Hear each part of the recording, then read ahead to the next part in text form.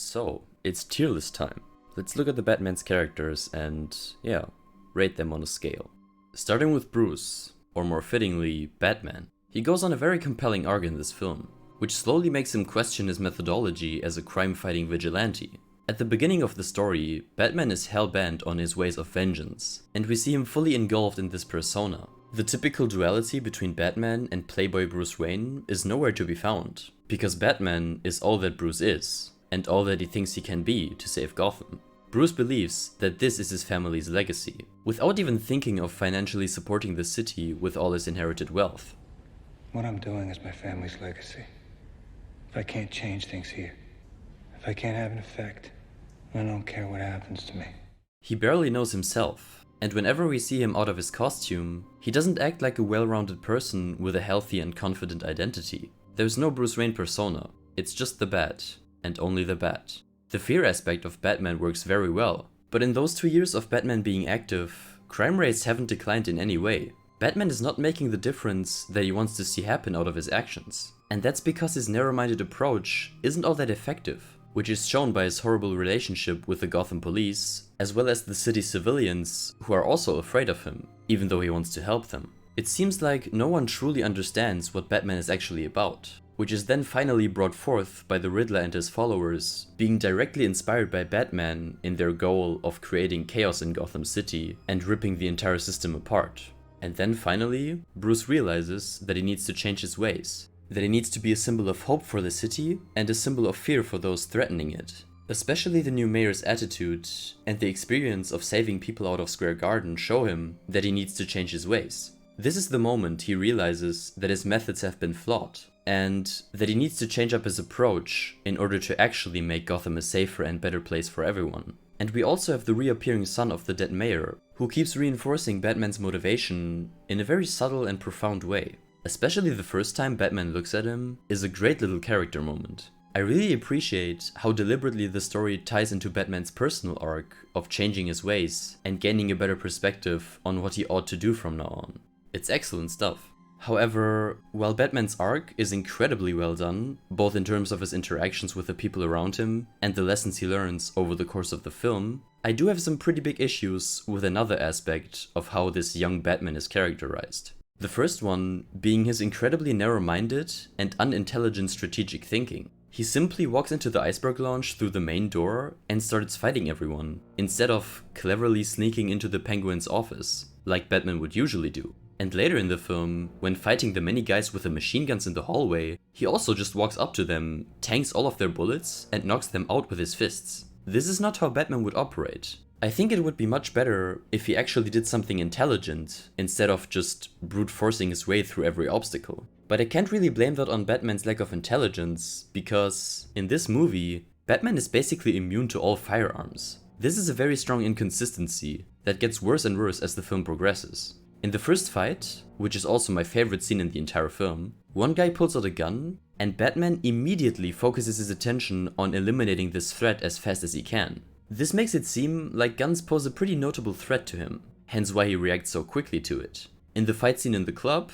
he gets hit by a shotgun shot. To be fair, it was quite far away from him, but it just pushes him back a bit, and that's it. At this point, his suit seems very resistant to firearms, which already greatly diminishes the incentive to be very careful and sneaky when dealing with armed threats. But then it gets much worse, when he survives the explosion right in front of his face, and when he smashes his head straight into a bridge. And then we get to this, admittedly extremely cool, but also, unfortunately, very stupid hallway scene. So these guys all have high caliber machine guns, and they should absolutely be much stronger and more deadly than the guns he was hit with before. And remember, those firearms did have somewhat of an impact on him. But in this scene, Batman tanks a gazillion bullets with ease, and he just casually walks up to the last two guys, who absolutely blast him with bullets, but he just keeps moving forward. How is that possible? His suit must be super advanced, not only because it can tank all of these shots, but there also needs to be some way for it to absorb the extreme recoil all of the bullets create. He doesn't seem bothered by almost anything. Same with the final action scene. Even though Batman's character arc is downright fantastic, his fighting strategy feels incredibly uncanny. This is not how Batman would operate in any case, even if he's still a young Batman. He is careful and reserved when handling a threat. This is the exact opposite of that. I think it was a very bad idea to make the Batsuit as indestructible as it is, because it removes a key element that makes Batman such a cool superhero to see in action. He isn't super powerful. Even with all his tech, he's just a mere human, and he can die very easily, which is precisely why he needs to rely on his intelligence and planning when fighting his opponents. But there's close to none of that in this movie. I deeply hope that the sequel will ground him in a way that actually makes him think about these things, so that we can see this awesome Batman do some cool action scenes as well. Not this stuff. This is pretty boring, and it doesn't fit with Batman's character to be so invulnerable. And unfortunately, this also goes for his detective work. To be fair, he does some pretty clever stuff in this film in figuring out the Riddler's riddles, but he gets so many clues that come totally random and out of the blue. Like the short meeting with Selina, or the random police officer when he figures out the last bit of the puzzle. It doesn't feel earned at all, which is quite unsatisfying. Although I must say that the detective stuff is much better than the action scenes. Not in terms of execution, but in terms of implications, concepts, and ideas. Another problem is the ambiguity of his no-kill rule, which we get very little of. He seems to be a bit more loose with it, especially concerning his behavior after the huge explosion and leaving Gordon to die in order to chase the Penguin.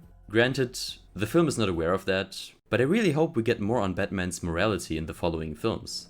The design of the Batsuit is extremely cool though, and I like the fact that they attempted to make a much more grounded version of Batman, except for, the very horrendous plot armor. And another brilliant thing is the visible stitching on the mask, which just makes it look super cool.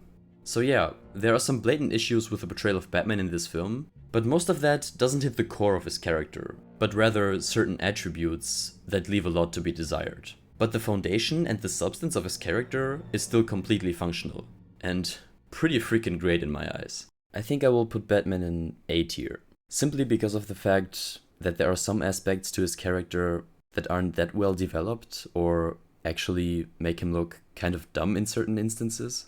Although, now that I think about it, I think I will put him in S tier, because this is obviously a scale that only looks at the range of characters that are actually in the film, so I think on that front, Batman is definitely the best one, or at least one of the best.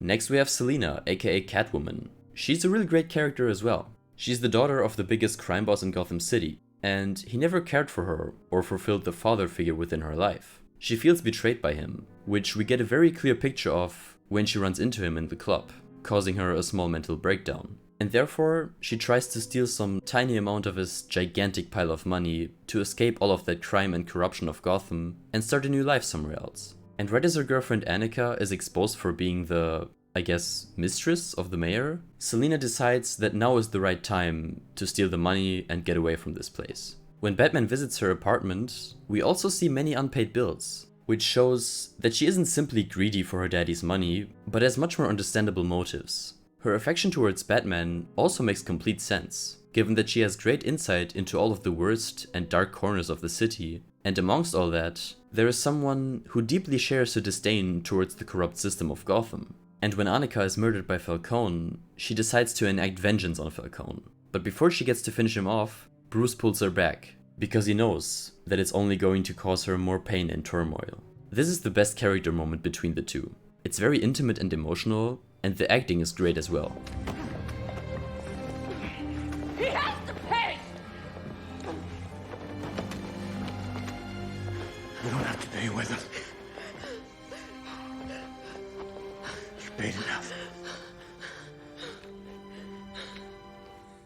Yeah, she's pretty great. I really appreciate that this movie gave her much more of a character, rather than her just being super flirty and seductive all the time. She actually has a lot going for her, and she might develop her typical sassy and self-confident and flirty attitude further down the line, but it seems like Selina Kyle also is in a very early stage of her character, which I think is pretty genius, since it will be very engaging to watch her develop alongside Batman. And I like that her suit is very simple and not as sexualized, plus the much less pronounced cat ears. It fits this grounded version of Batman quite well.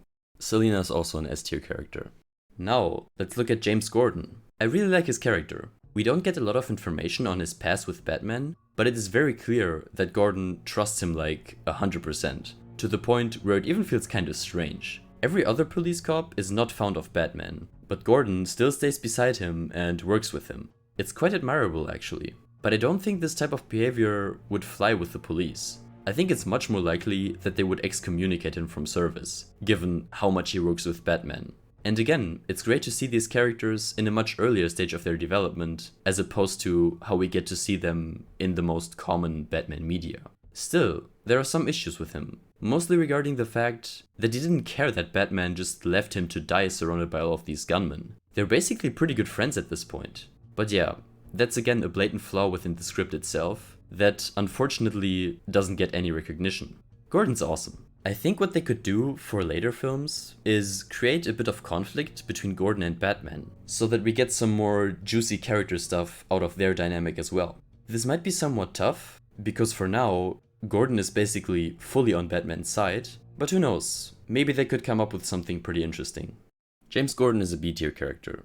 Alfred is also pretty fantastic in this movie. The dynamic between him and Bruce is rather cold and distanced. We only get about 4 to 5 scenes with him, and those scenes very clearly paint the picture of an Alfred that is very caring to Bruce, and that carries great respect for the Waynes. He acts as a small oasis of rationality for Bruce, like when he tells him that this current Batman is not what his parents would want to see in Bruce. And even though we only get very few scenes between the two, all of them are incredibly personal. They are part of my favorite scenes in the entire film, and certainly my favorite character scenes. I really like how Alfred is his own agent, with his own personal opinions on Batman.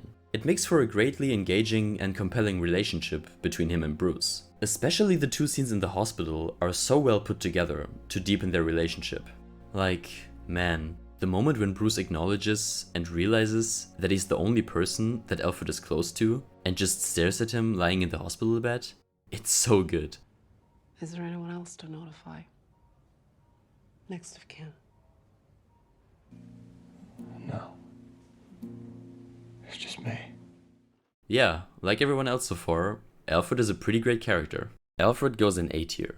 So, let's talk about the worst character in the film, the Riddler. And before I go on a rant on why I dislike him so much more than the other characters, I'd like to point out the good and even the great stuff about him, because he's still a pretty great character. I love how intimidating he is. The costume, his over-the-top attitude, and most importantly, the extremely brutal method of killing his victims. You know, the rat cage that will make the rats slowly eat your face. Man, that's some fucked up stuff. He feels a lot more dangerous than the Riddler we usually get to see, and the videos of him talking to Batman and showing his victims remind me a lot of Heath Ledger's Joker in The Dark Knight. I also really enjoy all the riddles. They're all very cleverly constructed and are pretty different from one another. The worst one, or the least interesting one to me, is the one in the orphanage, where it's just the well-known saying, "The sins of the father are visited on the son." That one was super obvious. Okay, now onto the bad stuff. It mostly concerns the Riddler's motive and plan. So, because of his job, he came across all the corruption that was going on in the city, and therefore he decided to actively go after the top people in the system and basically kill them. So from that, we have a very clear picture of his motives. He has an extreme distaste for every corrupt person in the city, and is willing to resort to highly malicious and immoral methods to fight against the system. His view of reality is very much false, but there seems to be a method to the madness. He only goes after people who he considers to be very evil and corrupt. But as soon as the Riddler decides to kill Bruce Wayne, because in his mind he should pay for his father having killed a reporter, this very consistent and understandable motive starts to get a bit out of whack. As far as his view on the world is concerned, Bruce doesn't deserve to die. This is a bit of a reach, and the only justification one might come up with is that there's a huge personal grudge the Riddler holds against him, since both of them were orphans, but the public, and basically everyone, only cared about the poor and lonely son of the Waynes, while the Riddler was basically ignored. That could be a reason for it. But afterwards, the Riddler then plans on flooding the city and having his followers shoot the new mayor. But why? He knows which people are bad and corrupt, and which ones aren't. So why exactly target the new mayor, who seems to be a very virtuous person with a strong sense of how broken the current system is? She very clearly wants to change things for the better. And then the Riddler tries to assassinate her? What? Besides that, the flooding of the city will harm and kill many innocent people. But that doesn't seem to be his plan at the end. His followers are supposed to position themselves in Square Garden and shoot at people indiscriminately, it seems like. So at first, the Riddler tried to send a message by killing all of the corrupt people in power, and then at the end, he just says fuck it and floods the entire city? What the hell is your deal? This doesn't line up at all with the character we got to know in the first 2 hours of the film. It's very strange that at first, the Riddler seems very deliberate and careful with all of his targets, and then just lets his followers go ham on innocent civilians. And you're telling me that this guy and his followers were inspired by Batman? You know what? On that note, all this time, the Riddler thought that Batman was actually on his team, and that he had similar motives to himself. He thought that they were striving towards the same end goal. But this is stupid. How did the Riddler get the impression that Batman is cool with him killing innocent people and destroying Gotham entirely? Batman very clearly works with the police and cares about fighting crime. Riddler, besides his obvious mental issues, seems to be a highly intelligent individual. He alone managed to get behind the entire corrupt system of Gotham and prepared this extremely elaborate plan. So how would he be that delusional when it comes to Batman's intentions? Up until the final piece of the plan, the Riddler was a very interesting and consistent villain with a flawed but consistent motivation. But this final bit is a complete middle finger to all of the intentionality and deliberateness that his plan had before. Oh, and how could I forget the infamous wailing scene? Why did they do that? It sounds way too funny, and immediately makes him so much less intimidating. This interrogation scene alone does some pretty substantial damage to his character. And then he also starts singing Ave Maria, which is even more laughable. I really don't get why they decided to portray him in that way. He comes off way too goofy in this scene.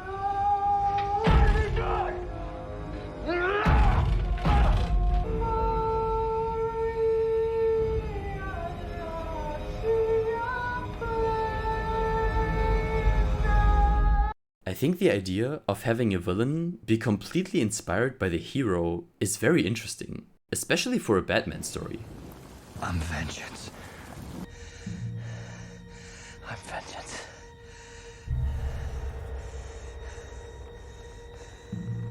The execution, however, does fall on its face quite a bit. Still, I think the Riddler is a pretty good villain overall. It's just a shame how he was damaged in the last 40 minutes of the movie. At some point, I might do an episode completely dedicated to the Batman and its biggest issues, and how they could be fixed to make this movie truly phenomenal. But I'll do that some other time. Let's move on. I would put the Riddler in D tier because of his screwed motivation, but I think everything else about his character still works, kind of, so I'm gonna settle for a C tier for now. But I must say, this is a real toss-up for me. I really am not sure whether the Riddler is a D tier or a C tier character. Man, there's still a lot of bad stuff he does. Like really bad stuff. The Penguin. Well, what do you want me to say? This guy is fucking great. It's pretty much a perfect portrayal of the Penguin's mannerisms and overall appearance. And he also somewhat functions as a comedic character, which is a very much appreciated change from everything else in this film. There's of course the very stupid thing of him not being arrested by the police for causing the car explosion, and then afterwards carelessly shooting around a crowded street filled with non-corrupt cops. Like, man, you should be in jail so many times over, my dude. But at the end of the film, he's still not in jail. It's absurd. Still, awesome character. So, the Penguin? I don't know. I mean, he's not that deep of a character. He's not all that complex. He does some very stupid things. But he's cool. He's pretty cool though. So I think I'm gonna put him in B tier. And the final character I want to talk about is Falcone, who is not as fleshed out as everyone else, but he still works super well as the #1 crime boss of Gotham City. And I like how untouchable and invulnerable he feels when talking to everyone. He acts like he sees himself as some form of a king, looking down on everyone else. And I really like the moment when he tells Batman that no one will dare to put him in jail, because he deeply believes that he owns the city entirely. It's coming out. Let me tell you something. Whatever I know, whatever I've done, it's all going with me to my grave. What are you with Zorro over here? Don't you know you boys in blue work for me? But then he's shown wrong when all the non-corrupt police officers appear on the street, ready to arrest him. Falcone, he's a very simple character, We don't get to see a whole lot of him, but he still works perfectly for this film. So I'm gonna put him in B tier as well. Alright, this is the final list. Like I said, I only rated these characters in terms of the actual scale in which they apply within the movie. So S tier basically means the best characters within this film. It doesn't mean S tier in terms of general character writing and storytelling.